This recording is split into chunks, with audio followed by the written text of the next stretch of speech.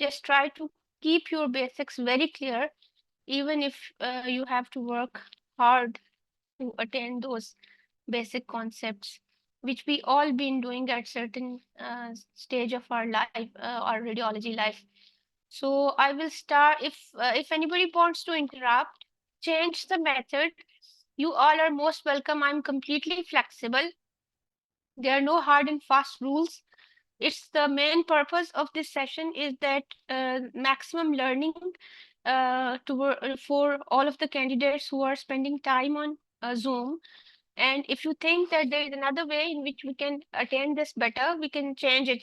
So there is no hard and fast rule or policy, but I would like as many candidates to practice as possible. So I would request that limit yourself to 15 minutes per candidate. And once the 15 minutes are gone, you please just give me a reminder that we will shift to the candidate number 2, number 3, the next candidate. So that will keep the process going smoothly and also justified for all of us, all of the candidates. So please please also let me know if somebody is going to call the candidates or should I be calling? Yeah, the candidates are given the numbers. You can call by their numbers, 1, 2, or 3. Okay, so I will stop my video and then now we will start from candidate number 1. Assalamu alaikum, ma'am. Wa alaikum assalam wa rahmatullah. Yes. Ma'am, I'm provided with the X-ray chest frontal projection of a mature skeleton, in which I can appreciate that there is a central venous line, which is at its normal position at the cavo-atrial junction. I can also appreciate that there is the enlargement of the heart shadow. There are bilateral perihilar opacities, reticular shadowing in perihilar location bilaterally. Although I cannot appreciate any blunting of the both CP angles.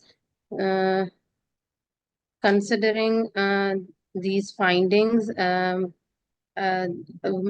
likely diagnosis of the pulmonary edema, cardiogenic pulmonary edema, I would correlate with the history of the patient, whether the patient is suffering from the dyspnea, the recent onset, or if the patient is febrile, we can think of the infective processes, as the bilateral perihilar opacities can be because of the PCP in the immunocompromised patient, as in that also there are no pleural effusions.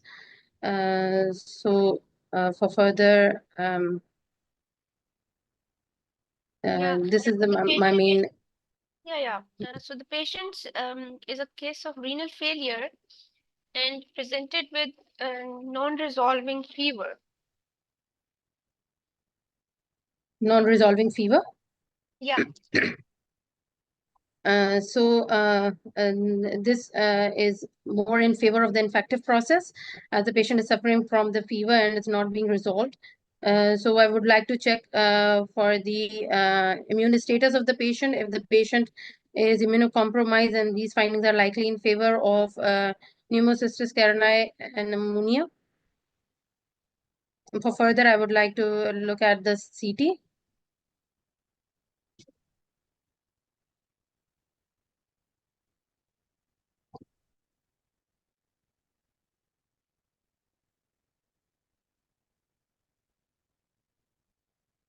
Yes, please. Ma'am, I'm provided with the CT chest axial window, axial sections lung window, in which I can appreciate multiple miliary nodules in both lung fields, which are diffusely scattered. And there are also few nodular thickening of the interlobular septa. However, the fissures appear normal.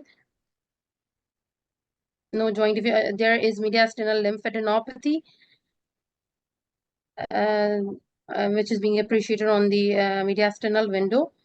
No pleural effusion noted. Both kidneys were showing slight adjacent perinephric fat stranding. And so considering the miliary nodules in both lung fields, this could be because of the miliary tuberculosis, as there are also the lymphadenopathy. And the miliary nodules, as I cannot appreciate in the visualized sections any renal mass, so the possibility of the renal metastasis is less likely. The other possibility of the miliary shadowing is sarcoidosis. In that also there can be the miliary nodules as well as the enlarged lymph nodes. For further, I would like to discuss the case in the pulmonology MDT, and the patient requires sputum culture to rule out the infection by the tuberculous bacteria. And if it is detected, the patient needs urgent isolation, and even the family members need the screening for the tuberculosis. Okay, this is case number 2. Headache and vomiting.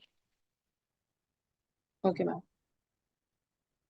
You can advise me to scroll back and forth the way Okay, ma'am. I would. Contrast, and I'm provided with a contrast enhanced CT brain of a patient in which the current finding, which the most striking finding that I appreciated is the a collection in the extraaxial space. It is localized and is seen in the right frontal region. There was also a peripherally enhancing centrally necrotic lesion in the right frontal lobe. Ma'am, can you just scroll it at the intraaxial lesion?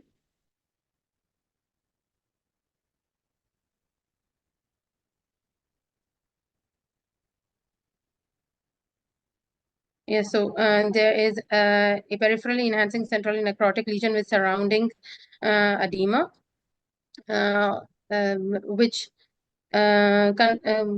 and I cannot appreciate any opacification of the both visualized frontal sinuses.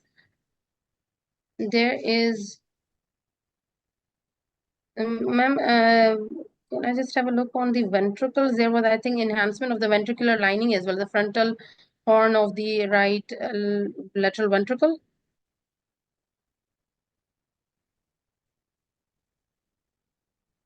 There looks to be the enhancement of the ependymal lining of the right frontal horn of the right lateral ventricle. Along with this, considering the extraaxial collection along with a peripherally enhancing lesion, and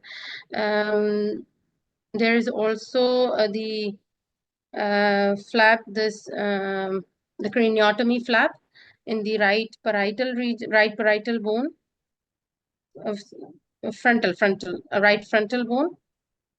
No, it is parietal, ma'am. It is a parietal bone, and there is also a lytic area within the bone which may represent the infective process that has occurred in the flap with extension of the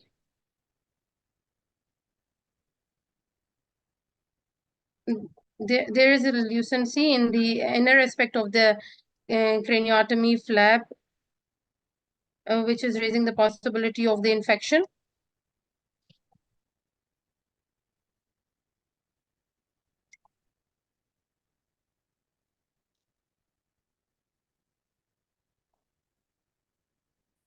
This is an MRT2 weighted image of the brain, parent brain as well. So this is case 3. Okay, right? this is case 3. Okay, fine. I have MR of the previous case as well. If you want, I can show you one coronal Ma'am, section. that looked like an abscess with a post. Yes. So this is a subdural collection with intraaxial abscess, and because of the infection of the flap that has extended and resulted in the formation of the collection in the extraaxial as well as the intra parenchymal region. to me, this is an emergency condition, and this needs to be the neurosurgeons should be alerted for it for the urgent management, and also as well as for the drainage of the collection. Okay. I will discuss each case later. Next is the Okay, last ma'am. case. Okay. Then we will go for the discussion of all the cases. This is the last case. Okay, ma'am. T2 weighted MR of the brain. And there are few hyperintense foci in the white matter, in the periventricular deep white matter.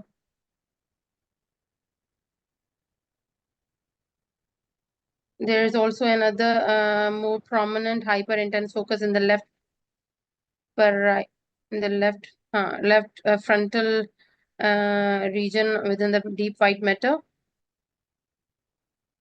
The cerebellum appears unremarkable. These are the FLAIR images. Few hyperintense foci are also seen within it. I would like to look at the lesion that was seen on the T2 weighted in the left frontal region. This is hypointense that are suppressed. So this was likely the CSF signals could be an old lacunar infarct, but it would have shown the peripheral gliosis. So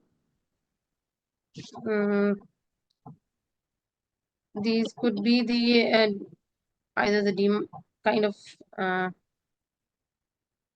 this looks like a lacunar, old lacunar infarct, because it's not showing any kind of peripheral gliosis or the abnormal hyperintense signals. There is a hyperintensity in the sagittal sinus on the within the sagittal sinus. There's loss of the flow void. This may represent a thrombus within the sinus.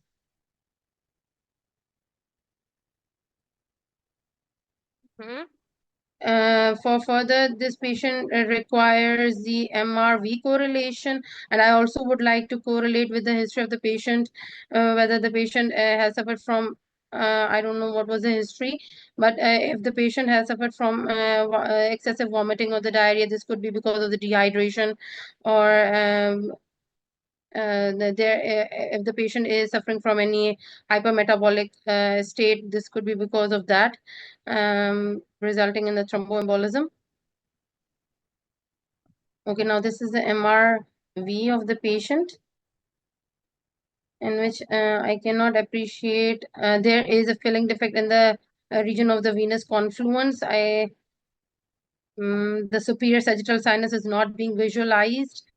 The inferior sagittal sinus is appreciated. The sigmoid sinuses are also seen. So this confirms that there is a thrombus within the superior sagittal sinus, as well as it is extending up to the confluence. Can I just, the internal cerebral veins and the straight sinus appears to be normal. So this is the case of the cerebral venous thrombosis. I couldn't just find out any cause for it on the MR. I just want to have a look on it once again to look for any infective process that is causing it or not.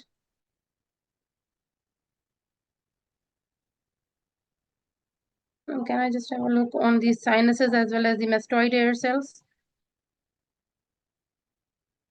There is right mastoiditis.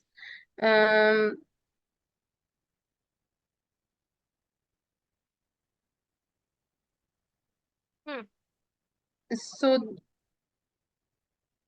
the right, there is also some hyper.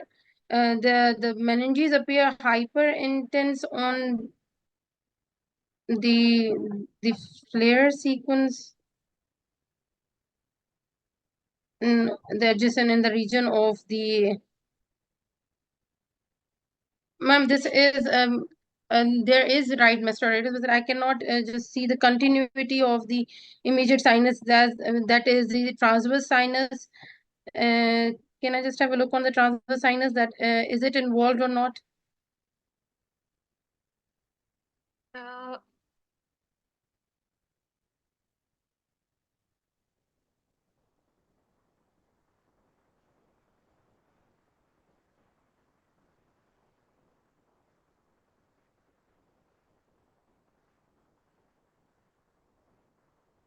Let me show you these two together to make this easy for you. So here you are suspecting infection.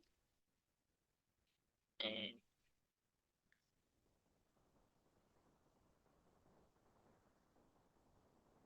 Yes, ma'am. To some extent, it is extending into the transverse sinus. So means the infection has extended from the right mastoid air cells into the. Yes, this would be a better help. Coronal would be a.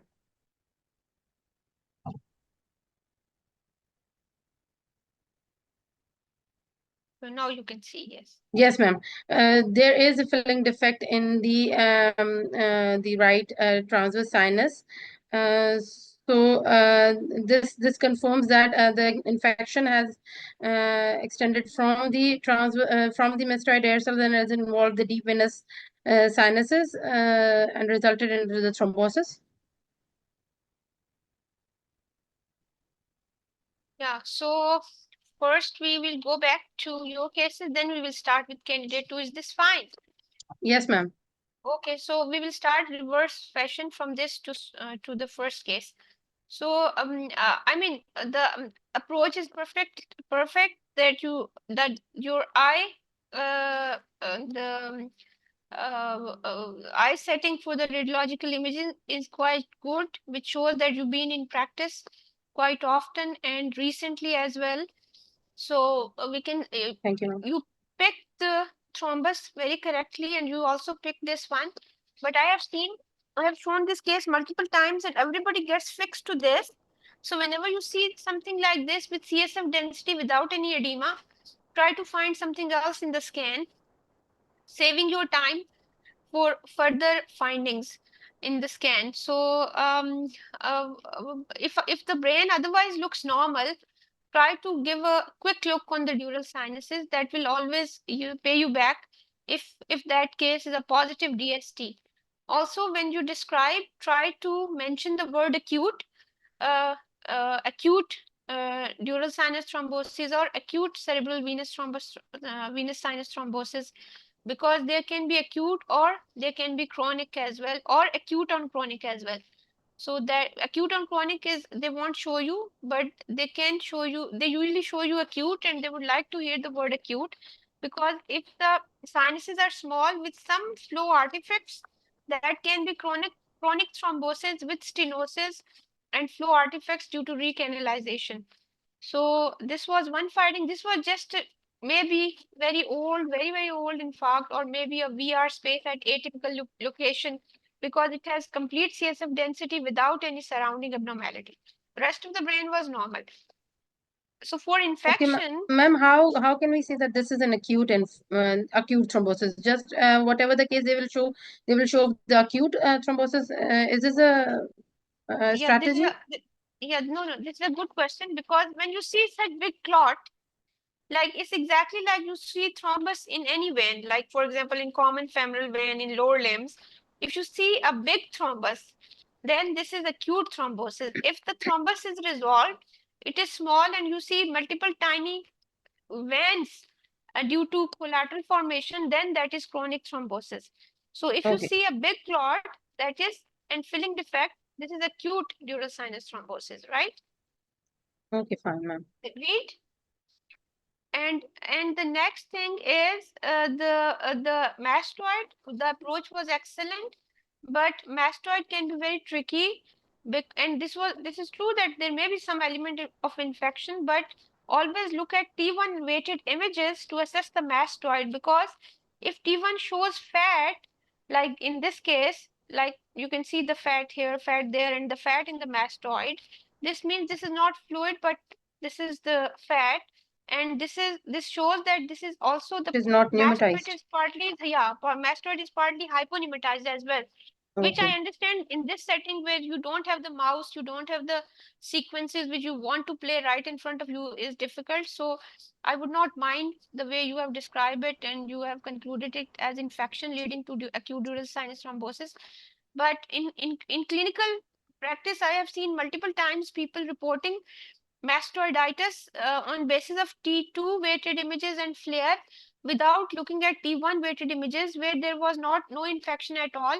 and the bright signal was actually due to a fat which remains bright on T2 as well, because T2 we don't have the T2 fat suppressed. Like this fat is bright, so this fat remains bright as well. So for radiologist perspective, practicing radiologist perspective, must review the T1 weighted images of mastoid. So next Okay, ma'am. cases were a bit easier, I would say, but uh, tricky as well, because I think what I thought that this was probably a burr hole, but you picked it right. This is periosteal reaction going on. So some infection definitely happened here at the site of craniotomy, and there are some chips as well. The lucency is here more, and that has resulted in abscesses and soft tissue thickening on, which is more evident on post-contrast MR brain. So the description until end, the referral, everything was appropriate. So this was a good case. The first case was difficult, I would say. For many could be difficult, especially in exam view. Otherwise, when you are in a routine practice, then it you can just take your time to find the history and the labs. But for exam, it looks like a fluid overload picture, but nodularity was more intense, even on radiograph. If you see the interstitial nodularity, so seems like infection and true, and seems like the miliary tuberculosis. And you very well described about the miliary metastasis, and that you cannot see the mass, which was a very good negative, relevant negative point to be shared in the description, because these pertinent negative give you extra score and good impression when you are in the sitting in the exams. So if you have any, let me go to the chat if they have any questions about these So, ma'am, cases. the CT was of the same case. The CT you showed of the miliary one. It was of this case, Yeah, now. yeah, yeah. Yeah, yeah, Okay. exactly. It was the same case. So if we see So it was this, tuberculosis. it was miliary tuberculosis. Yeah. Okay. And the Thank you, ma'am. differentials you shared were fine. Thank They're you. Thank okay. you. Yeah. Okay. All right. So yes, candidate number 2, please. Yes, ma'am. Assalamu alaikum. Walaikum Assalam wa rahmatullahi wa barakatuh.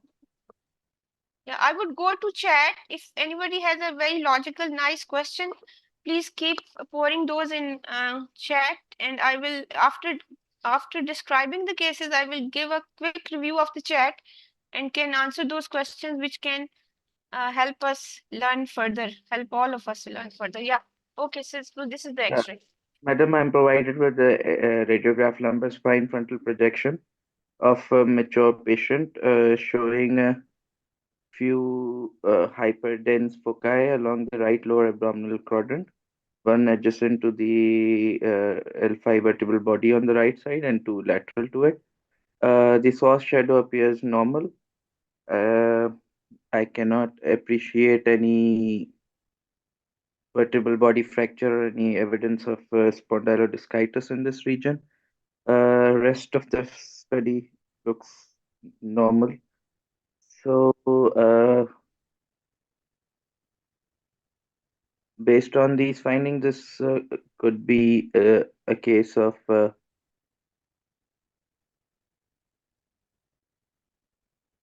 Yes. madam, the differentials could include dermoid cyst, right dermoid cyst, Yes. and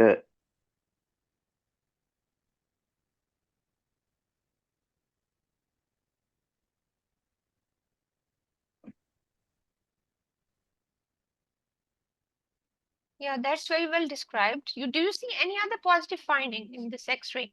The area which I have zoomed for you. madam, there is some sclerosis along the left sacroiliac joint also seen. Correct. Uh, Any other thing? Any other in bones? um, this the transverse process of on the right side of L5 vertebral body also doesn't appear to be continuous. I would like to correlate if there is history of trauma in this case. Mm-hmm. Uh, And and you see the lateral X-ray if available. Yeah, I will show you the lateral X-ray. There's another And positive finding in this. there is a lucent lesion involving the left pubic bone uh, with the cortical irregularity and destruction. Cannot appreciate any soft tissue mass associated with this area. The right pubic, yeah, right here. Yes. The right pubic bone appears normal. I cannot appreciate any other similar lytic lesion. So this seems to be an aggressive process.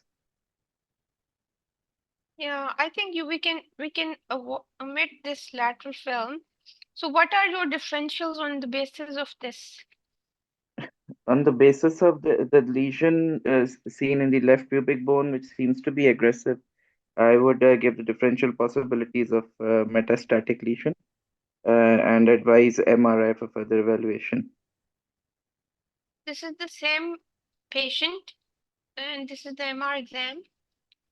Yeah, so there's redemonstration of that lesion seen on the X-ray. It appears hypointense on T1 weighted images, and there are heterogeneous marrow signals also noted throughout the pelvic bone, which appear hypointense, involving both the iliac bones, the sacrum, and rest of the pelvic bones and the proximal femora.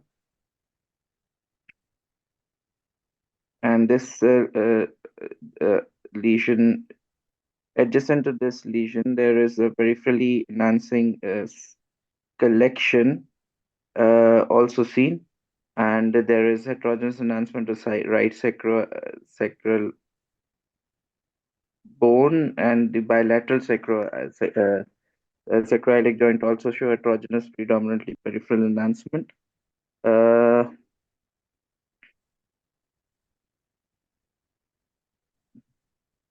no other enhancing area is noted.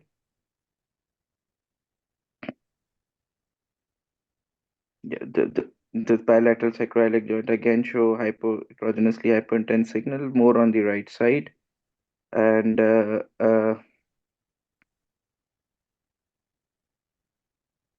rest of the, I would like to see the vertebral bodies to superior to the sacrum if available.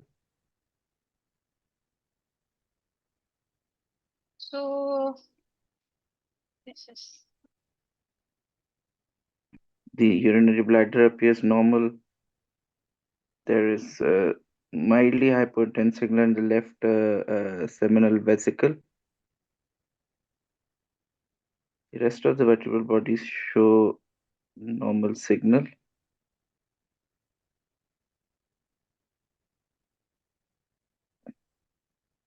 hmm. So this could all be a case of considering the bilateral sacroiliitis and enhancing focus adjacent to the left iliac bone within the soft tissues could be a case of widespread infective disease process with differential possibility of tuberculosis. I would communicate these findings to the referring physician, advise correlate with the history of the patient. If the patient has any history of previous history of TB, and I would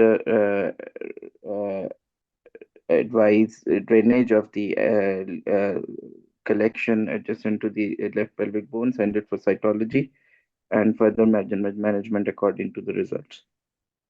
So do you think the epicenter of the signal abnormality in sacrum is within sacral bodies or it is in the SI joint? It's in the sacral bodies bilaterally. So what differential could be? Infection is one possibility, and else? Other differential possibility would be of metastatic disease. Yeah, okay. So let's go to the next case first.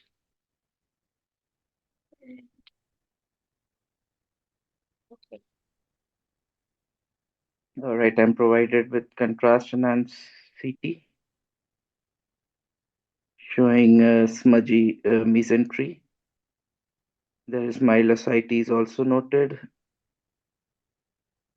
The liver is normal. The surgical staples were seen in the gallbladder. The spleen appears normal. Madam, I'd like to see pancreas and the adrenals too.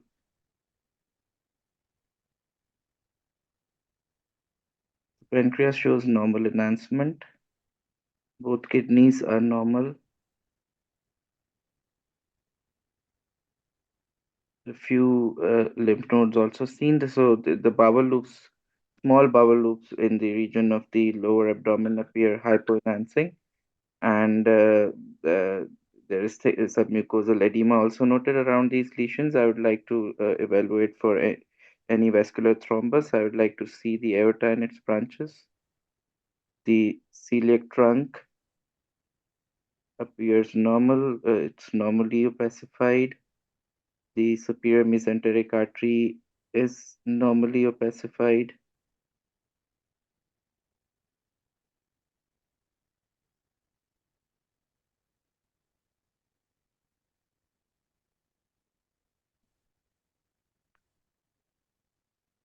There is a well-defined area in the right adrenal gland, could be an adrenal adenoma. I would measure the HU and could calculate the washout if the accurate images are available.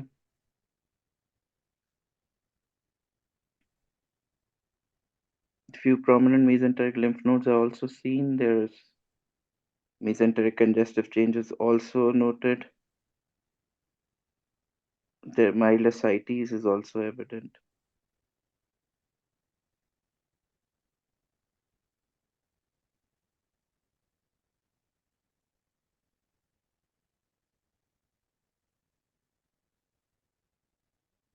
So the thick walled bubble loops showing hypoenhancement and uh, and submucosal edema, and there is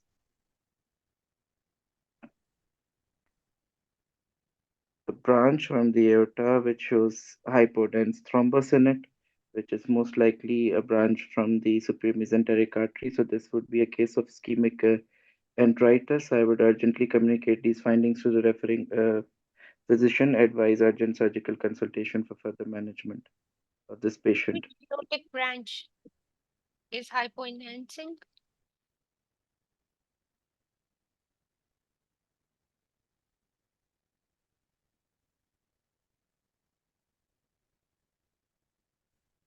I could see a thrombus on the coronal images. Yeah, right Yeah, here. let me go back to the coronal images.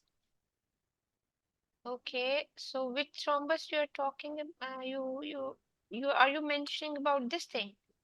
No, the vessel adjacent to it. Yeah, right here. This Right one? here. No, madam, not on. Yeah, this one. Yes, please take it further a little down and to the left.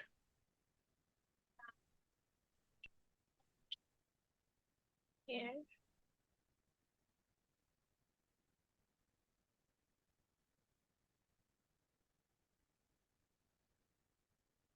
Yeah, this one seems to be then communicating with the aorta. Aorta is here. Madam, can I please see the axial image again? Yeah, because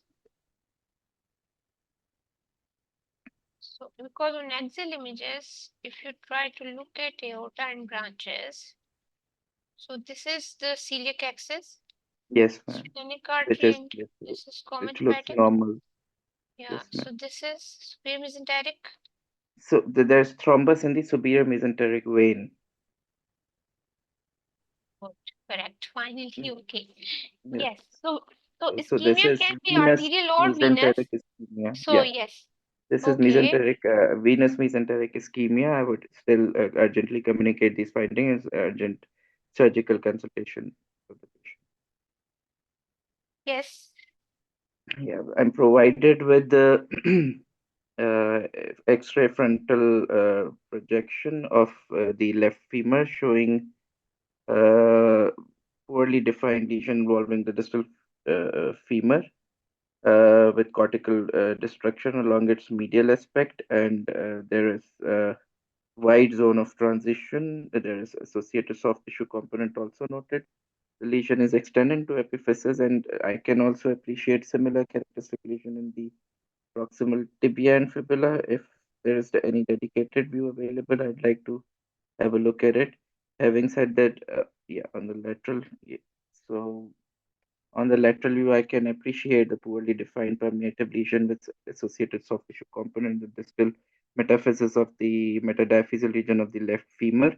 There is associated pathological fracture seen, and my top differential disc case would be a metastatic tumor with pathological fracture. I would communicate these findings to referring physician. I would ask for any history of primary, and if not available, I'll advise CT scan chest, abdomen, pelvis to evaluate for primary lesion. Also, this patient can be sent to a dedicated tertiary care center for biopsy.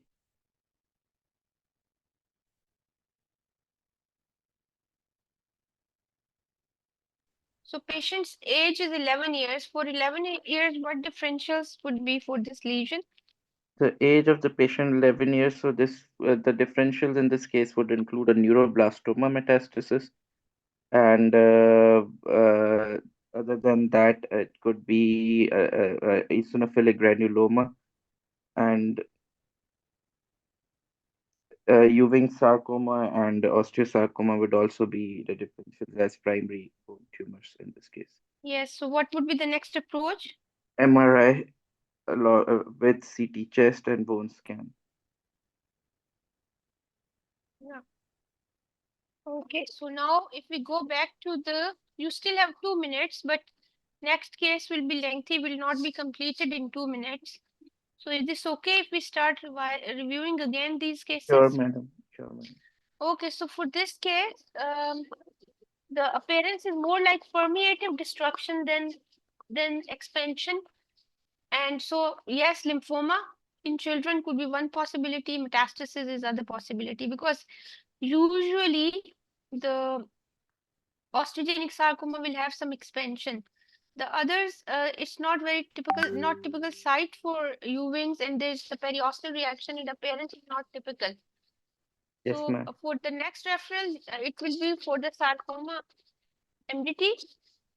And in any case, because the bone lesions go there, so for our MSK tumor MDT and the whole body bone scan and CT chest would be required.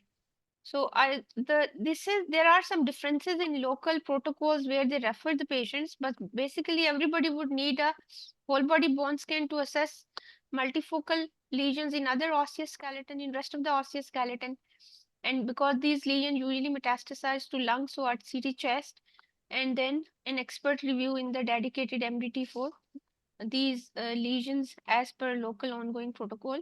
If it's a sarcoma, would be in the sarcoma MDT. If it's a lymphoma, that would be in the appropriate MDT. So yes, and this is the case. If we go, this one was tricky on the film. The main reason for showing this was only one point. They will not show you such tricky films. This was a bit more tricky, but they will show you many films where there will be pathology at the corners of the films. For example, similar film can have pathology in the femoral heads, where and a colostomy, where there could be ulcerative colitis with bilateral AVNs due to the steroid use. And also they can show you the some pathology here at the extreme or most top vertebral body or any rib lesion here. So only reason for submitting this film on this class was to give you a message, to just give ourselves a message and just to fix our mind to the point that we will always review the corners of the films. Me as well, being practicing when I'm reporting an X-ray, will review the corners of the films, and especially in exams, to pass the exam, we would not like to miss anything at the corner of the film. So if you see, this cortex is very sharp, but if you follow this cortex, it becomes lucent over here.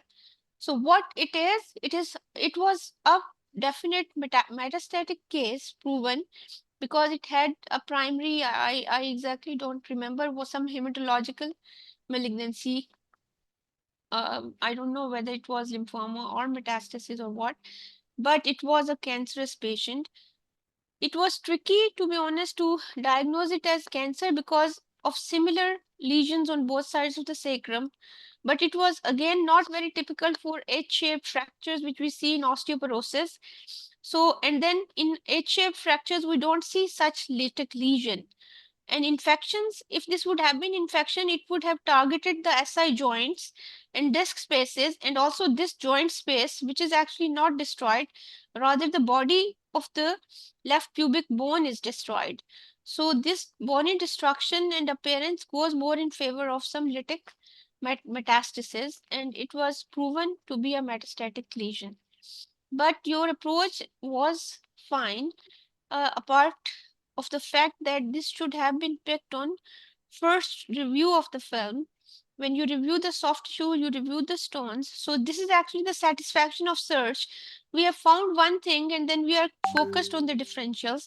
Before we start giving the differential, we would look at the rest of the bones, the margins of the film, and then we will start giving our differentials.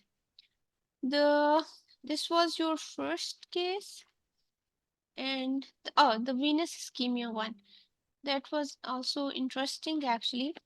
So this was the quality of the venous phase is not very good, which has resulted in some technical difficulties for you as an interpreter. But if you see this, you can see when we follow this, when it suddenly shows some filling defects here and here as well. So this is actually the superior mesenteric venous thrombosis, and it becomes even more expanded and non-enhancing in lower abdomen. And that has resulted in venous ischemia of the small bowel. So venous ischemia of the small bowel without any definite evidence of pneumatosis intestinalis was pertinent negative finding. Without any evidence of portal venous air was another pertinent negative finding. So this is important, that whenever you see bowel abnormality and you don't see any evidence of infectious enteritis or inflammatory enteritis, Crohn's enteritis, then start looking at the veins if arteries are normal, and then also give pertinent negatives related to bowel ischemia. But again, as I said, there were some technical limitations for this case. If you see arterial ischemia, always look for the multiple arteries like renal arteries, aorta, inframesenteric artery, because there can be multiple findings. So these were 3 cases, and let's go back to chat and describe the X-ray. What was the diagnosis of last films? The X-ray was for this candidate number 2. The X-ray was, there was 2 X-rays. The one was the malignant lesion in the left distal femur, which was a lymphoma, and the second X-ray was the abdominal film, which had a lytic lesion in left pubic bone and some renal stones on the right side, or some calcifications. I'm not very much bothered about those calcifications, because the purpose of this film was to show this film was this lesion. And chest Madam, X-ray, I okay, have a question regarding the MRI. There was a peripherally enhancing lesion adjacent to the pubic bone too. yeah, So that that was was that also a was part of the metastatic disease process, right? yeah, that was a necrotic deposit. Lymph node or a necrotic deposit, yeah. All Yeah, right. that was a necrotic component of the lesion. It was very adjacent to the bony lesion. And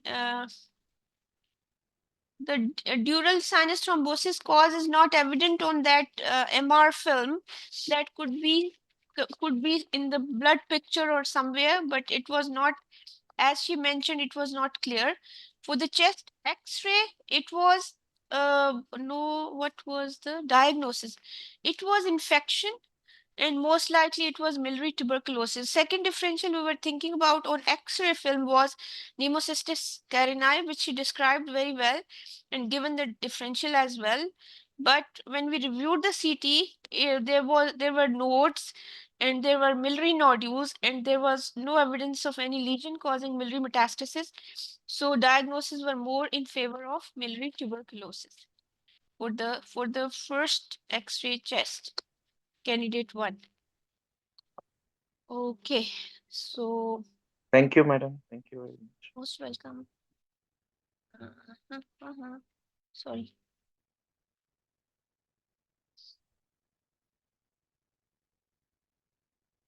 Why screen sharing?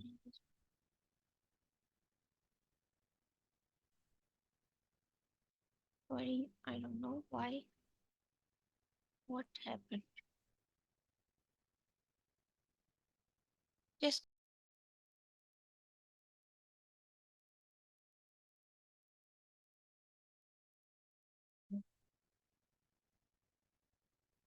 Psycho ma'am.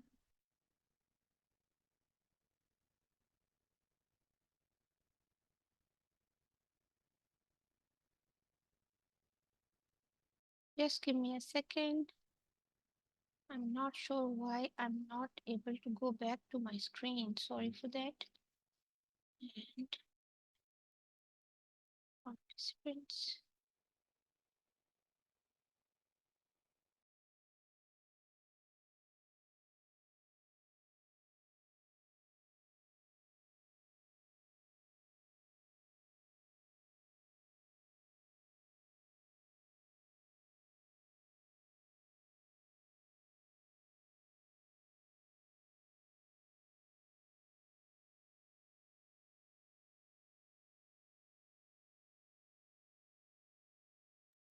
Can you see the screen now, please?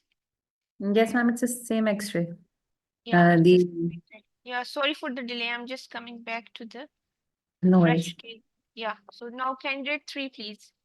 Yes, Psycho If you ma'am. want to take the control, that is also possible, but I can also scroll. That's not an issue. Yeah. Whichever is easier for you, ma'am. Yeah, I'm fine. Yes. Okay. Okay. So I'm provided with the CT chest. Um,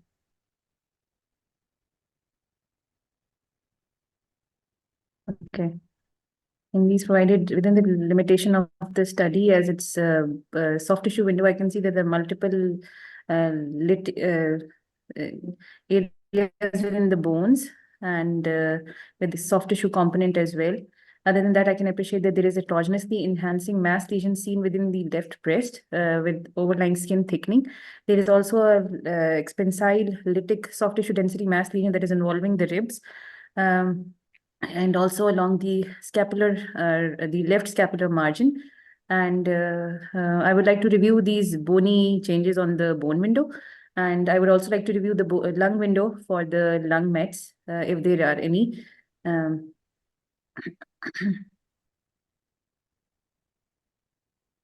Okay, so I cannot definitely appreciate any nodule. There is slight atelectatic changes associated with fibrous bands. Other than that, I cannot appreciate any definite pulmonary nodule. However, I would like to review them on the HRCT window if available. There is also a hypodense lesion seen within the right lobe of the liver, segment 7, and with slight enhancement. Other than that,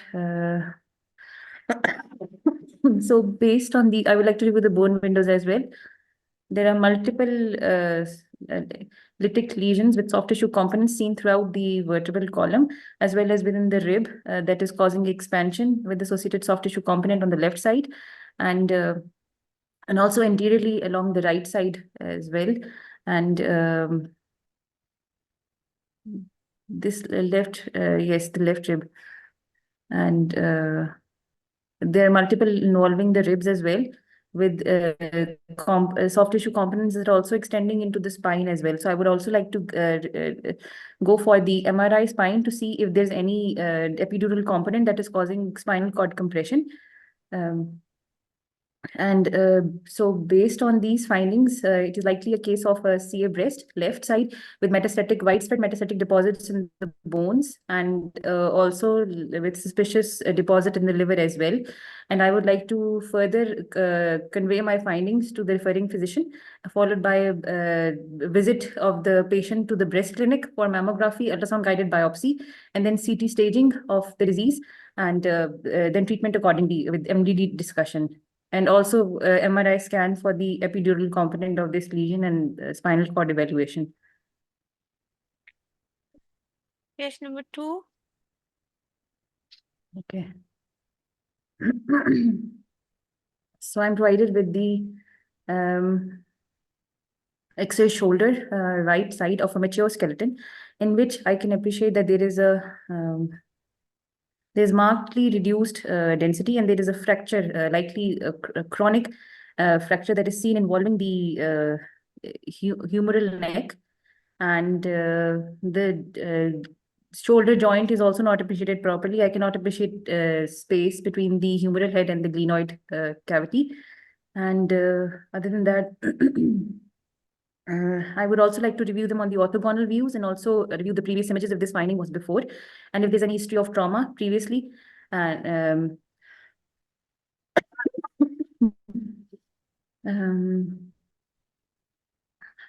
within this, I can appreciate that there are very well-defined margins along the both the ends, the proximal end of the humeral head as well as the distal end of the humeral neck.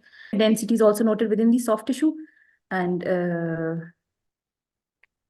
keeping in view with these findings, other than that, in the lungs, I can also appreciate that there are few prominent interstitial markings. However, I cannot appreciate any emergency finding like pneumothorax, and the ribs also. In these images, I cannot appreciate any definite rib fracture. So based on these findings, this could be a case of a Charcot joint. And I would also like to go for the evaluation of the MRI spine to rule out if there's any history of syringomyelia, and also for the diabetic evaluation of the patient if their patient is diabetic. Okay, next case. Okay, so I'm provided with the CT brain, in which I can appreciate that there is a well-defined extra-axial, slightly hyperdense lesion that is seen with causing slight mass effect on the frontal and the parietal lobe of the left brain. And there is also associated scalp thickening. I would like to review it on the bone window as well to see if there is any bony involvement. And also there is a subtle midline shift, and it is causing slight compression of the ipsilateral lateral ventricle as well. So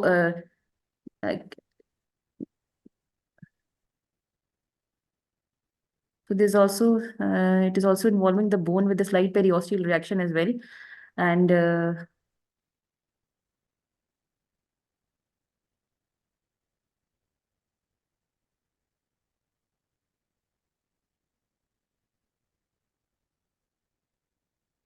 so, and there are also some edematous changes along the white matter along the frontal lobe. So if keeping in view this seems to be an aggressive lesion that is extending along the bone and also into the scalp. It could be a case of mangiopericytoma because it is extra-axially located and it is hyperdense, or aggressive Patient is meningioma, or 14 it could be a years old. metastatic. Sorry, the Okay, patient is sorry. 14 Then years it can old. be. Then it can be a metastatic deposit, or it could be associated with the Langerhans cell histiocytosis.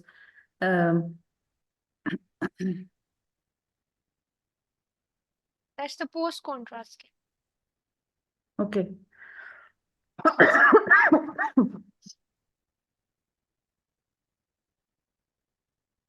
So I can again see that extraaxial moon-shaped or lentiform-shaped hyperdense lesion. Can you, ma'am, can you please put both the plane Yeah, and the contrast side by side? If it's okay. yeah, sure. Yes, that is a very valid requirement. So yes, now. And can you put the bone window to the soft tissue? I think it's the same. I just wanted to see if there's any definite enhancement in that. You want the bone window or the soft tissue window? No, no, no, the soft tissue, the brain window that is that we normally see. Okay, all right. Yeah, okay.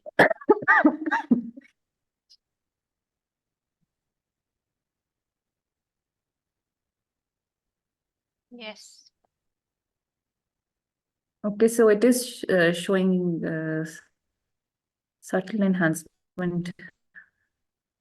It's hyperdense on non-contrast CT. Yes, So what do you yes, and think? it is What could be not showing that much hyperdense? in. Yeah, and what lesions could It be could, hyperdense? if there's a history of trauma, it could be No, there is bleed. no history of trauma. No history of trauma. It is definitely a lesion, as you Yes, said, as you mentioned earlier, because there are bony changes, significant bony changes, which we don't see in yes, trauma. If you see this bone and this yes, bone, so it's permeative, cortical thickening, irregular, multiple areas of periosteitis, and bony yes, changes, significant changes throughout. So there is some yes, lesion involving bone and soft tissues and then dural space. So yes. it's what it could be.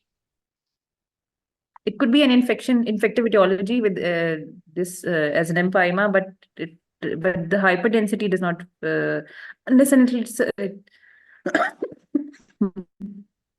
has an Mm-hmm. hemorrhagic component. There is slight Yes, meningeal enhancement as well with the edematous change in the white matter. yes. So So I would like to go further with the MRI with contrast if it is available. yeah, we can do that. But unfortunately, I don't have the MR images. So I think we Okay. had your 3 cases already completed, right? Yes. So I'm just trying to search something which I will share in the group if I could find relevant to this case. Sorry. So this was a diagnosed case of lymphoma, Okay. but it is Oh. very unusual and atypical. The typical Yes. thing is that there is soft tissue component, bone change, and the mass in the along the inner side of the bone with hyperdense appearance on non-contrast CT. Similar hyperdense lymphoma can be seen in basal ganglia and splenium and in the brain otherwise. Yes. So this is one of the cases of learning from our mistakes, which Dr. Sami's other ongoing already started project. So this was actually not reported as lymphoma on the first CT, Okay. uh, and it was reported as subdural high density. Could because the bone lesion, because of the speed of the reports, the way we at times we are reporting acute cases, emergency session for 4 5 hours. So patient presented with the history was that headache. It was not that trauma. Still, it was Okay. reported as a hematoma, but because the clinical Okay. information was different, so they go for the post contrast scan. And on post contrast, when the next radiologist tried to review everything in depth, and he asked for the radiographers to have a bone window as well, which was not initially provided. So when he looked at the bony changes, then he spoke to the neurosurgeon that this looks like a lesion. And then they took the biopsy, and the biopsy report was followed, and it was definitely a lesion, and it was a lymphoma, which I am forgetting which type of lymphoma, but it's 100% confirmed that it was a lymphoma. and Okay. it was not reported as such in the first case, first instance when the first case was reviewed. Okay. The next case, this was perfectly described and very well concluded that because this is a sharp cut edges and very well defined margins and doesn't seem like a fracture or any other pathology. The bone has completely disappeared. So this is what happens in the syringomyelia, and she already requested for MR cervical spine to evaluate that. So this was nailed. This case was nailed very nicely. It was complete. For Thank you, ma'am. this case, our lesson of looking at the periphery of the film remains a reminder again. We'll go for, I mean, it's a reminder again and again. This case is not a failed attempt. It is definitely a good pass attempt. I mean, if you go from fairly pass, pass, fair pass, good pass, very good and excellent. But this could have been an excellent pass because she already is at good or very good because she mentioned about the epidural component of the metastatic lesion here. You can see this soft tissue. I will just change the window. She described it very nicely, and we can see the cord is a bit pushed, and she already requested for advised for the MR spine. And she also mentioned that we will convey this to the primary team that the patient's cord is getting compromised and they need urgent MRI. But they also had a fracture, pathological fracture in the right humerus, and Yes, I did see that. which was again at the very corner of this film, and the Yes. patient somehow just couldn't, because of this fracture, they couldn't make the position which was required. You can see that the left arm is not visible, but Yes. because of this fracture, they couldn't make the appropriate position, and that has resulted in visualization of these findings here from the pathological fracture. Why we will definitely conclude it as pathological fracture because there are multiple other innumerable bony lesions with soft tissue components. So the two the main thing, if you don't mention about the epidural component and the compromise of the spinal cord, they will definitely not pass you for this case because this is very critical for the patient and needs to be communicated. But if you don't mention this other thing, the case is passed. But it will definitely give you extra credit if you mention this part. If you would have mentioned this, then I could have shown you this one, where there are Understand. Okay. multiple lesions in the skull. This is the same patient with the bone skin, and it has widespread osseous metastasis everywhere. The skull and you have mentioned the humerus, you have mentioned the scapula, the ribs, the spine, and this was the shoulder, and this was the position of the arm of the patient. So this was first case, the syringomyelia related, the neuropathic joints right-sided was second case, and this CNS lymphoma with atypical presentation and based on first report was the third case. So yes, now if I go to the chat, Thank you, ma'am. yeah, they have shared the feedback form. I would request all of you to give the feedback because that is mandatory for these sessions, and also it gives us an insight to improve this further. Yes, you want to ask anything, please? Do you have any question or can we move to the next candidate? No, thank you so much, ma'am. Jazakallah. Okay, thank you very much. You are good. Okay. Thank Next you, ma'am. candidate, please. Let me go to the. Yeah. Yes. Assalamu alaikum, ma'am. Wa alaikum salam wa rahmatullahi wa barakatuh. Ji. So this is the next case. Okay. I'm provided with MRI brain showing dilated ventricular chain, the lateral and third ventricle. The fourth ventricle is normal. in diameter. Um, So once you will you would give a clue that why we need which film, then I will provide the next one. okay. I can see there is an altered MR signal intensity in the region of the pineal region, Very good. Yes, yes, keep going. Yes. which appears ISO intense in this, and I would like to see the sagittal T2.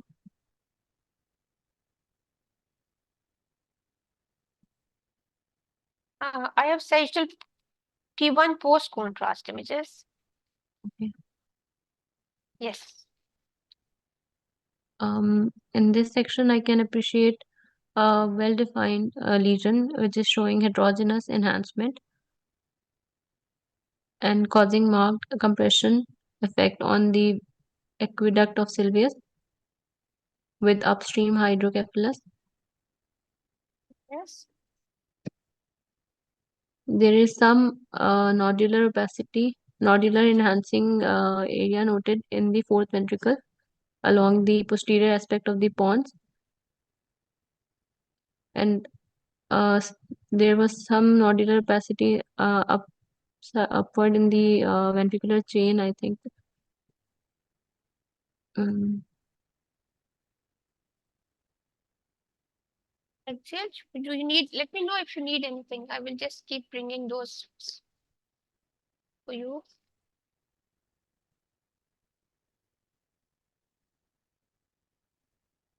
okay. There is nodular meningeal enhancement as well, and ependymal enhancement, ependymal enhancement along the frontal horn of bilateral lateral ventricles and also in the fourth ventricle. Mhm. Mm, I cannot appreciate any other lesion in the brain. The vessels are normally enhancing.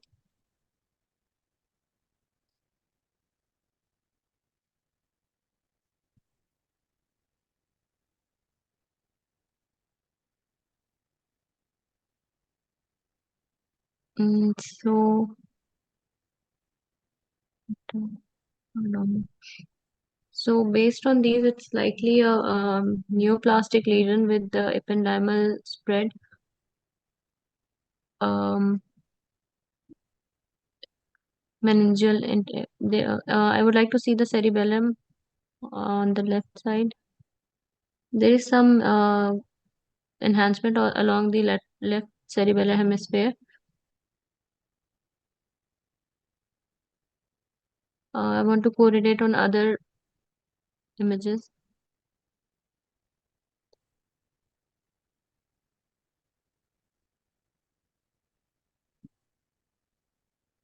I'll show you the flare as well if I have those. Let me have a look.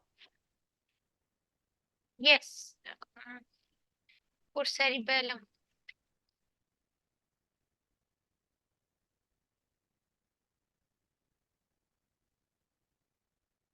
Um, Cerebellum, and that is likely a partial voluming, and it is showing restricted diffusion. I would like to see the ADC as well.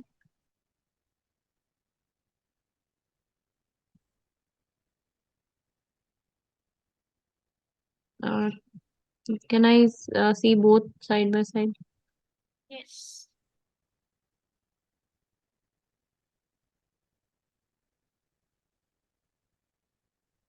So some areas are showing restricted diffusion. So based on these, I would give the differential of neoplastic lesion with differential possibility of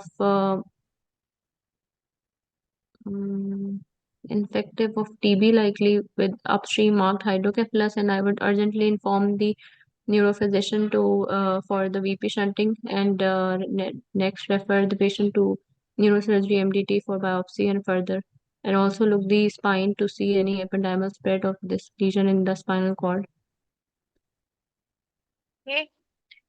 So Do you see any, just don't go to this case. Do you see any evidence of spread to spinal cord?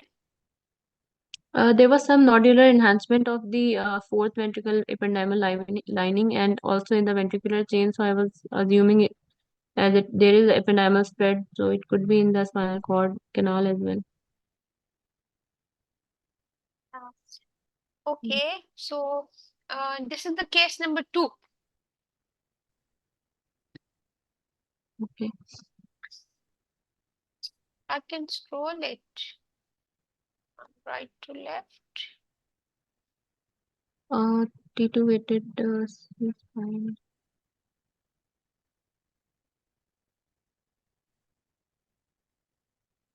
Cannot see any obvious pathology at the moment. There is a well-defined altered MR signal intensity paravertebral region. Yes, this one. On 2, 3. At which I level? think at C71 level or Okay, this good. in Let- posterior to the sternum.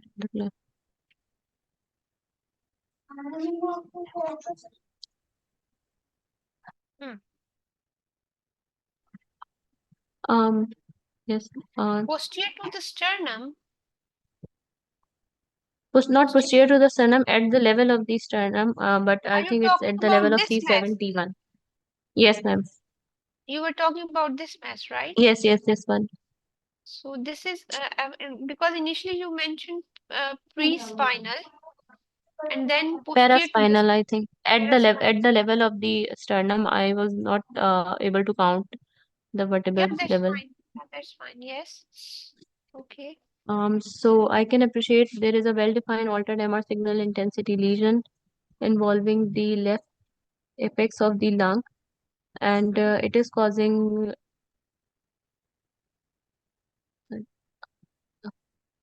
There is no neural foraminal extension at this level.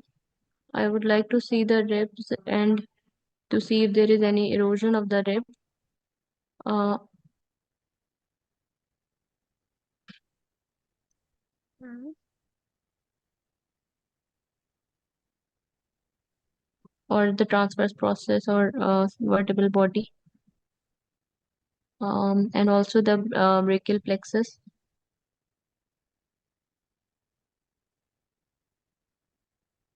Yes. And I would like to see other images. There is a suspicion of spinal canal extension with T2 hyperintense signal here. Mhm. Can I see any other sequence and images You see spinal canal. It's here. on the left side?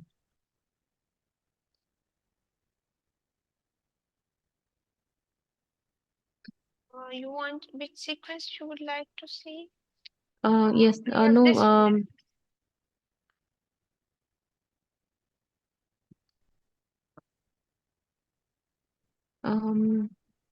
I cannot appreciate any internal spinal canal extension. However, Yes. this is seems to be extending weight on the below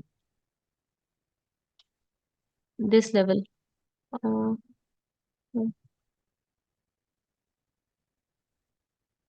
because I am thinking of two lesions at the moment, some neurogenic tumor or primary bronchogenic mass, and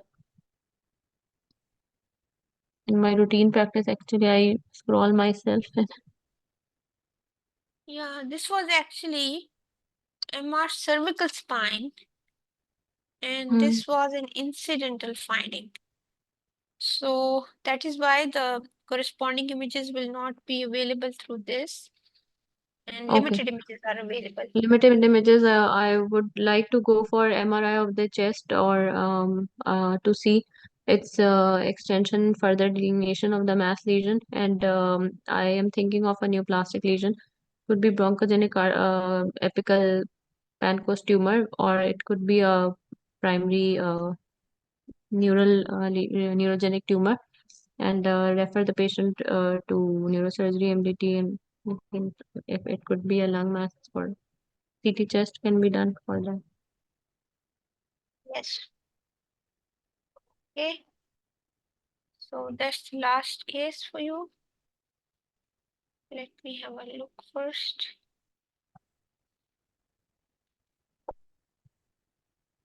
Okay, CT abdomen with contrast images. Yes. Showing dilated small bowel loops with their fluid level and some small lucent areas in the wall representing pneumatosis intestinalis.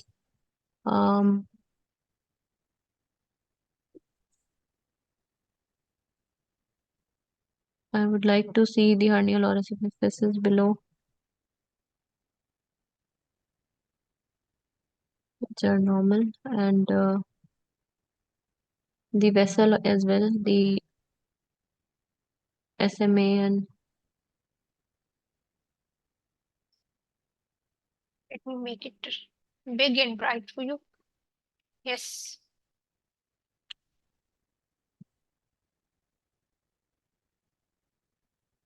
there is a thrombus in the mid to distal part of the superior mesenteric artery. I think this one. Yes, in these images as well as in the superior mesenteric vein with non-enhancing thin-walled small bowel loops. And with pneumatosis intestinalis, I am looking for air in the portal vein, which I cannot appreciate in these images. There is cholecystectomy clip as well. And I would like to see the lung window to see pneumoperitoneum. And urgently refer the patient. There was some filling defect in left ventricle, I think. Window. And you talked something about left ventricle. I will go back there. Yeah. There was this hypodense area in the left ventricular apex that could be thrombus as well. And the lung window for pneumoperitoneum. Yeah. Lung window, have you seen, or should I show you again? Show me again. I didn't Yeah, see sure. the abdomen on the lung window for This is the lung pneumoperitoneum. window. Okay, sure. Yes. Okay, so based on this case of superior mesenteric artery as well as venous thrombosis with with ischemia of the bowel loops and pneumatosis, I would urgently refer the patient to the gastro surgeon MTT for urgently thrombolysis of this, and there is also infarct of the right kidney, which I can see now, as there are other vessels associated usually, and the spleen as well. So Yes. I urgently refer the patient for thrombolysis and from medical or surgical. Yes. So we have completed your 3 cases. Do you have any Yes. questions, or I should give you a review first? Yes, you can give review. Okay, that's fine. अच्छा, इसमें आपने जो है आपकी your I mean your radiological interpretation and radiological eye is all of you are very good, mashallah. I would say practice कुछ और भी जरूरत है और बहुत कॉन्फिडेंट से, ताकि कॉन्फिडेंस के साथ, इस वक्त रात बहुत हो गई आप लोगों की, सो आई अंडरस्टैंड आप लोग सारा दिन के थके हुए भी होंगे, so that is completely understandable, लेकिन और ज्यादा कॉन्फिडेंस के साथ एग्जामिनर को यही फाइंडिंग्स जो आपको पता है और आप बता रहे हैं, इसकी जो एक्सप्रेशन ऑफ टॉक है उसको मजीद उसमें कॉन्फिडेंस की झलक एक नजर आनी चाहिए वाइवा में, ताकि वो उस कॉन्फिडेंस की वजह से जो छोटी मोटी मिस्टेक्स या एरर्स होते हैं वो छुप जाते हैं। अगर आपको बहुत अच्छा सा भी आता है, लेकिन आप इस तरह अगर एग्जामिनर को बता रहे हैं कि जैसे आपको उससे रीवैलिडेशन चाहिए कि क्या मैं ठीक कह रहा हूँ या गलत, तो उसमें आप वैसे ही 1-2 मार्क्स लूज कर चुके होते हैं, क्योंकि वो आपको एक फुल कॉन्फिडेंट रेडियोलॉजिस्ट के तौर पर देखना चाहते हैं। सेफ कॉन्फिडेंट रेडियोलॉजिस्ट जो who can interact with the clinical team really well. So आपकी आप Okay. देखें कि you had such a beautiful radiological eye. This was very small finding जो clot in the left ventricle. This was a clot on the echocardiogram, and this was very well picked. Excellent. And then again, the SMA and SMV thrombosis very clearly visible. SMA and then SMV. So yes, and then bowel ischemia with pneumatosis intestinalis is definitely evident, even if these air locules and pneumatosis intestinalis is not there, still the appearance of the wall and hypoenhancement is definitely Mm. concerning, that there is bowel ischemia with imminent complications almost there. So needs to be urgently informed. As we shared earlier, whenever we will see some arterial thrombosis, we will always look for other, because when there is arterial thrombosis, usually could be some atheromatous disease or thromboembolism. In both the cases, multiple arteries are involved. Venous thrombosis can be isolated, but arterial thrombosis usually can have multiple infarcts, small infarcts here and there. If you see a thrombus in SMA, always look for the small infarcts in the spleen, infarcts in the kidneys. Even the left kidney is also having some chronic scars, because this is not necessarily that the thrombus will be in the main renal arteries, but it could be in the terminal branches, microthrombi, resulting in multiple infarcts in periphery of these with solid visceral organs. Liver, usually we know that it doesn't get affected because of the portal venous supply, but spleen can have, we have seen multiple splenic infarcts multiple times in small segments. Renal infarcts, we know. Left ventricular thrombus and myocardial infarction, we know. Also always look for pulmonary thromboembolism, because if the patient is lying supine, and also have a look on the common femoral veins as well, and trace ascites could be there, which is not present in this case. So this was a nicely described case with some findings, very subtle findings picked, very nice. But a further practice to coherent for the coherence in description will give you lot more marks. So this was a case which has been missed by many candidates, but because the lesion is at the end, and usually what we do, because this was a cervical spine and it was at the end of this spine, and usually candidates are fixed on the central spinal cord and vertebral bodies. Again, if there is some finding, that's perfectly fine, but if it's normal, then try to scroll through right and left. And also be aware of the perineural cysts, which is a normal finding in multiple levels just because of the fluid in the sheath of the cyst. So there was no spinal canal extension. It was a Pancoast tumor, left upper lobe lung tumor, and it was diagnosed on CT chest further, with further extension and rib changes. Suspected rib changes were evaluated. I'm not sure whether they were there or not, but it was further detailed in evaluated in the CT chest. We can see it's the left lung apex mass involving the pleura and extending in the adjacent paraspinal region, in posterior paraspinal region. So this case has lot of learning points. First of all, first learning thing is that the age of the patient is 28 years, and the lesion central point of the lesion is pineal gland, and it is a solid cystic lesion with enhancement. And we know that the pineal is one of the most, is a very common site for germ cell tumors, and which can have CSF drop metastasis. And the other implication that this is causing aqueductal stenosis with supratentorial hydrocephalus, that is definitely there. The fourth ventricle is not visible, is collapsed because of obstruction. You see, this nodularity is completely abnormal. This nodule is abnormal. This enhancement is abnormal. This all enhancement along the surface of the brain stem is completely abnormal. And more you scroll, more you will see the nodules are here and there along the surface of the spinal cord. So this was a pineal germ cell tumor, which has already metastasized to the surface of the spinal cord. And also there is hydrocephalus. And there is also a significant mass effect on superior and inferior colliculi. So metastasis would have lesions. The pineal is one of the very least common site for brain metastasis. The metastases usually go to corticomedullary junction and cerebellum and the brain.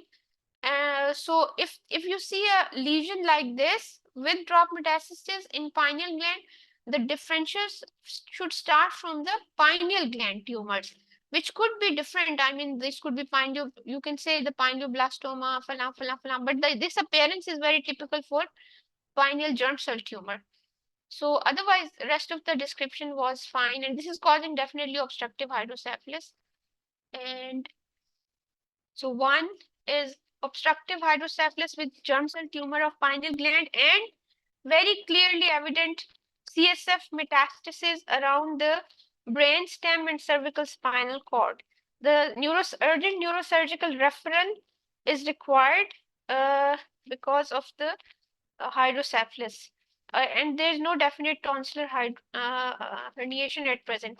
The second case was Penco's tumor, and the third case was combination of arterial and venous ischemia with multiple other arterial infarcts in the kidney and the spleen, and thrombus in the left ventricle, and also thrombus in SMA and SMV with nematosis intestinalis. Do you want me to continue, or should I stop here if you are tired? I can stop. I mean, I don't mind anything. Ma'am, one No, candidate has left, so please continue. yeah, sure. I mean, I just don't want you guys to be drained. So, yeah, the next candidate, please. Oh, sorry. Let me go through the chat if there are any questions. So they want to continue. That's fine. Okay. So this is the X-ray. Yes. Okay, ma'am. Should I start, ma'am? Yes, yes, please. Okay, this is X-ray chest, frontal projection of a skeletally mature patient. Shows there is a lobulated lesion, which is seen in the left lower and mid lung zone, with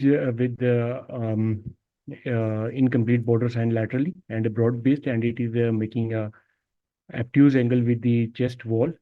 There are multiple overlying rib erosions and destruction is noted, and the rest of the lungs appear normal and visualized bone, and there is another lytic lesion is noted in the left scapula as well, destructive lesion, and the rest of the bones appear normal.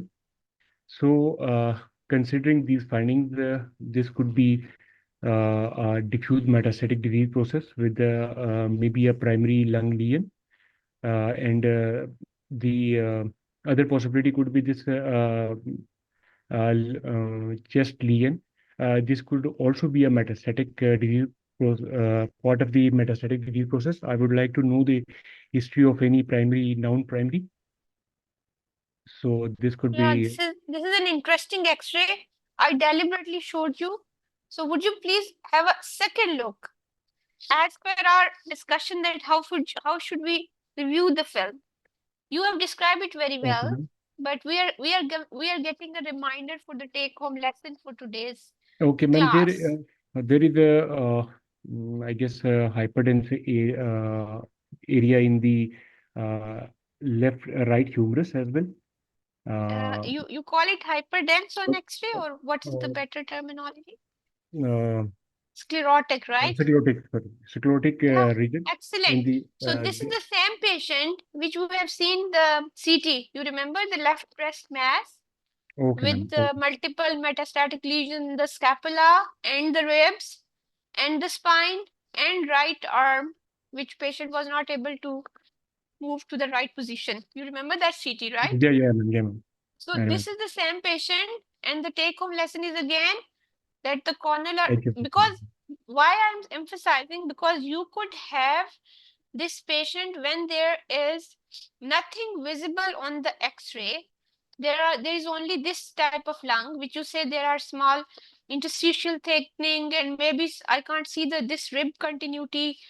And then Mhm. if you see this will help you in the diagnosis. If this X-ray is entirely normal, this will give you a clue.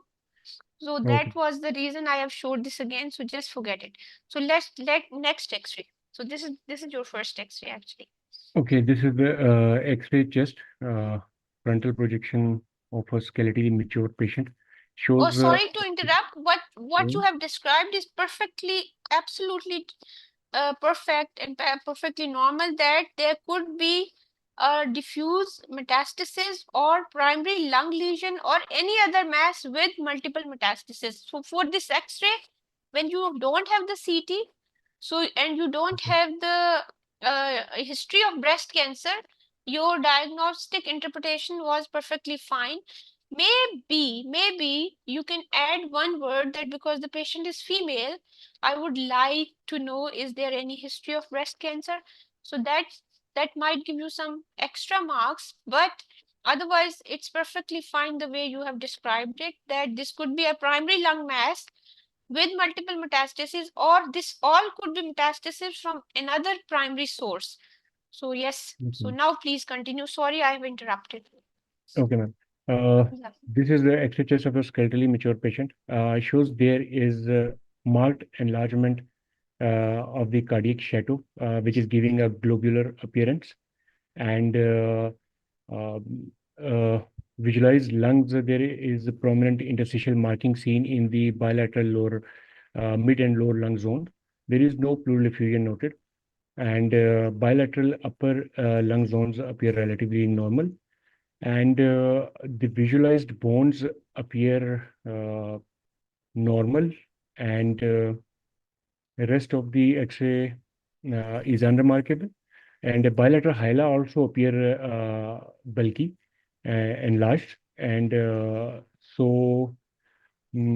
considering these findings, this could be a case of pericardial effusion with the bilateral lung and hilar congestion. And I would further like to know the history of any previous cardiac pathology. And uh, I would also like to advise the uh, echocardiographic correlation for a marked enlargement of this uh, heart. And I would refer this patient to the mm, cardiology team for further evaluation.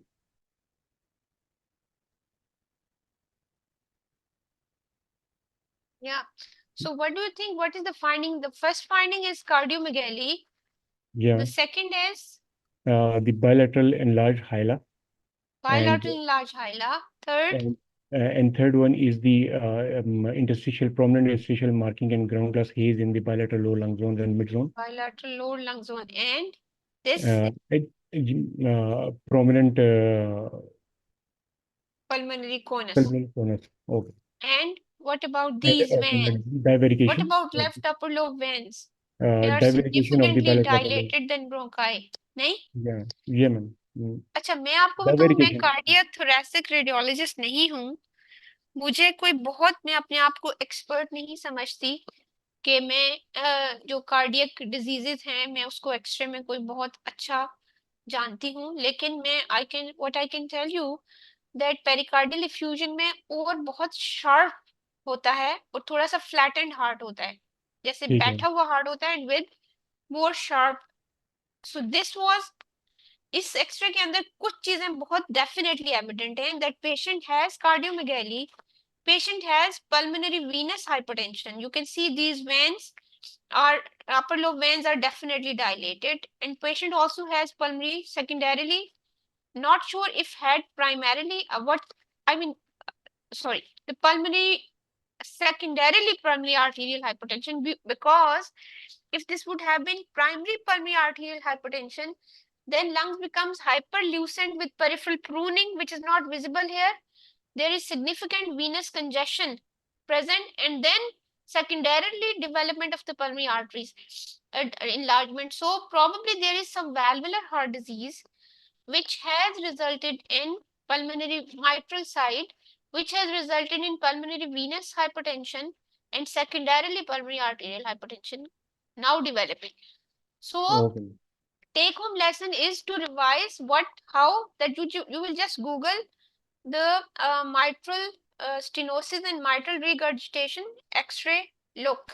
Then you will do pulmonary venous hypertension, how the X-ray look. Then you will do pulmonary venous hypertension leading to pulmonary arterial hypertension. What is the exact look? How this appears on plain X-ray chest. So then your eyes will just catch these different entities, and because whether it is FCP, I'm not sure about FRCR. FRCR is actually true as well, but for FCPS, this you will have at least 2 or 3 films of cardiac congenital, one film from the congenital heart disease like left to right shunt leading to pulmonary venous hypertension, one from the mitral stenosis and regurg combination with pulmonary venous hypertension, another from pulmonary stenosis leading to pulmonary arterial hypertension, X-ray on TOX, and also one of these in Viva. So this is already a known question which will come. So we should also try to master ourselves before we sit in the real Viva scenario. So this Okay. was second X-ray. I have started describing the X-ray side by side so that we don't miss anything just because of the tiredness, and also people can start leaving because it's been quite late. So this is a simple case, but I think let's go for this. That was again infection, which we have already seen on another CT brain. It was a bit different on the left side, and it was from the sinusitis. Just to show you, it was from the sinusitis with complicated sinusitis with intracranial extension with subdural empyema and subdural and dural enhancement. So this the previous one was due to the surgical craniotomy related infection, but this was, and also there was some infection in the right side of the face as well. And so this I will skip because it's quite similar apart from the cause which is different. And now I will move to this film. Sorry, this one. Yes. Okay. Okay. This is a CT scan, post-contrast images of the uh, abdomen and pelvis. I'm looking through the images, and okay, there is an enlarged, there is a markedly dilated bowel loop is noted in the right lower abdominal quadrant.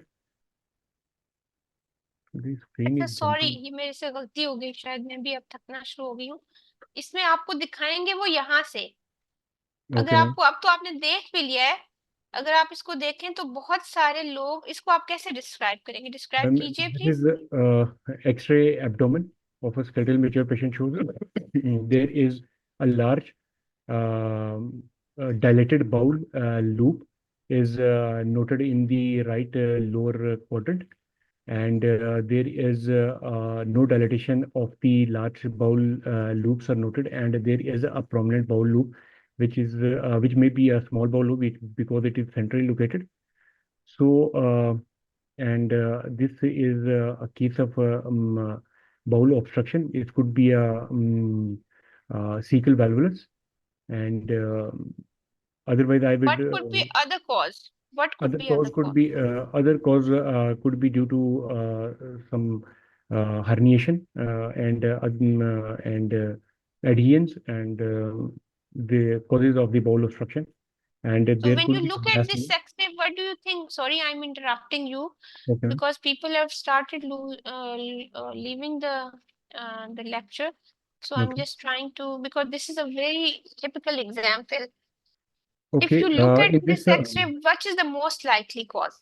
Ma'am, in this section, the dilated bowel loop is seen extending into the to the region of left femoral, right femoral head. So this Yes. could be like a case of hernia. Yes. Okay. Uh,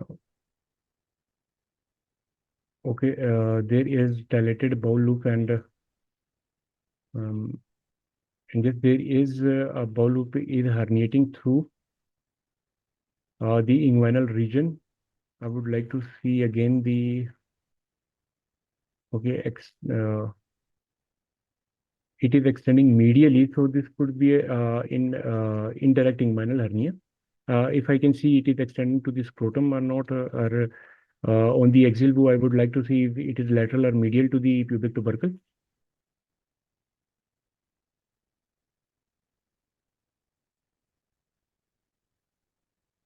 Okay, and it is extending into the scrotal cavity. So this is indirect inguinal hernia with bowel obstruction, and there is fat stranding is noted along this hernial sac. So this is incarcerated, and this is an emergency, and I will immediately refer this patient to the surgical team for the further management, because there is bowel obstruction, and I would also like to see for any free air. And there is no, that is lung, I guess. There is no evidence of free air on these images. And I would like to see the subdiaphragmatic region as well for any free air loculi over there.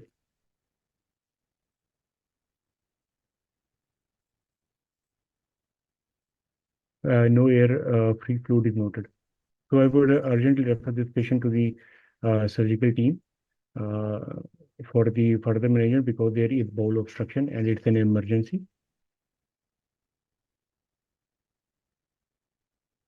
Yes.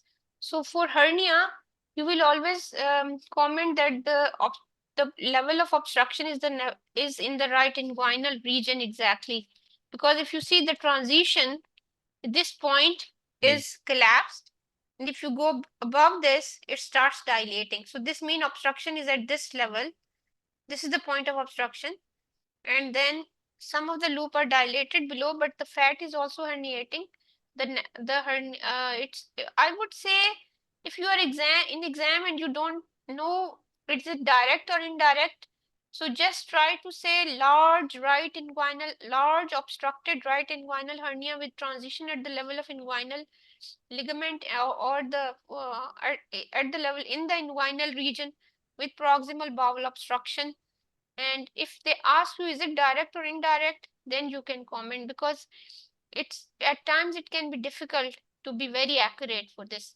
So that's one thing. And the other is you have commented that you have seen for a perforation, it's not there. You have seen for ischemia, it's not there, because its enhancement is still there and there's no air. You have also mentioned that there is significant congestion, so and it's also incarcerated, obstructed at the level of ring, so needs to be urgently surgical referral is required. So yes, so for plain X-ray bowel related, you can see this type of hernias on multiple film. You can have colostomy and avascular necrosis on the plain films. You can have nematosis. You can have portal venous air till the periphery, and you can have central biliary air due to gallstone ileus. So keep looking the films very carefully when they show you the plain films. For sinusitis, this is very advanced case, but even a subtle enhancement of the meninges with significant sinus disease should raise an alert for the headache symptoms. This is, I have already shared, the take-home lesson is to review and revise different presentations of lung vascularity in cases of mitral valve disease, or the pulmonary venous hypertension, pulmonary arterial hypertension, pericardial effusion. In pericardial effusion, you will not see pulmonary venous and arterial hypertension. You will see a very massive cardiomegaly, but the lung vascularity will not be pathognomonic of arterial venous disease, like which is like the in this X-ray. So that needs to be reviewed, and this was fine. So okay, so good job. I will just look at the chat if there is any. Ventricle diffusion restriction was also ependymal spread of germinoma. Hmm. I Thank you, even ma'am. I don't know whether there was a diffusion restriction. Oh, this is again gone. I don't know why this happens. Okay. So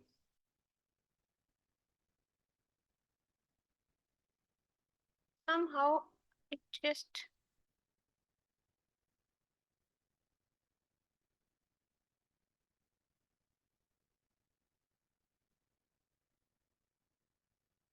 can you see my screen now? You cannot, right? Ma'am, we can still see the X-ray, the breast one, The multiple breast mets. mass with the metastasis, right? Yes. So probably this was I have given the time, and this is now uh not coming back for me. Okay, so let me have a look if it gets back to me. Share screen. I just want to give that answer because it will just keep haunting the people that what was that. They're asking for the restricted diffusion in the ventricle, which I haven't seen. Probably they have picked it somewhere. So let's just review that and then we will end the session. So this is DWI and ADC. So where did they see the restricted diffusion?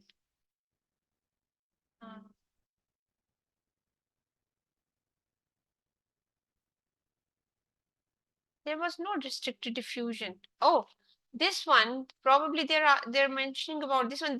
I mean, this can be, someone can argue that might be also when you see some DWI bright signal, always say that there is DW. This one, the DWI bright signal is there, but we would like to see the ADC to confirm this is a definite restricted diffusion. If you see this, it has some areas of mild low ADC. It's not very intense low, but some areas because of cystic changes and calcification, pineal tumors can give some diffusion changes, but it's not very typical diffusion restriction. If you see the ependymal lining, I cannot see any definite restricted diffusion along the ependymal line. This one is slight bright and low, but this is again the deposit of that tumor. When we have seen it on post contrast images, it was enhancing. So this is part of the tumor going down, spread of tumor. So yes, some diffusion restriction could be in the pineal tumor due to the elements and the components and degree of cystic changes and all that, solid and cystic and calcific mixed lesions. And the okay, all right. So now we are done. I will finish it here. And thank you very much, everyone. Hope to see you again. Thank you Please, so much, ma'am. yeah, Have I you would soon. request you to please just find 5 minutes and just please give a feedback for the DKT and all. Okay. Good luck. Allah Hafiz.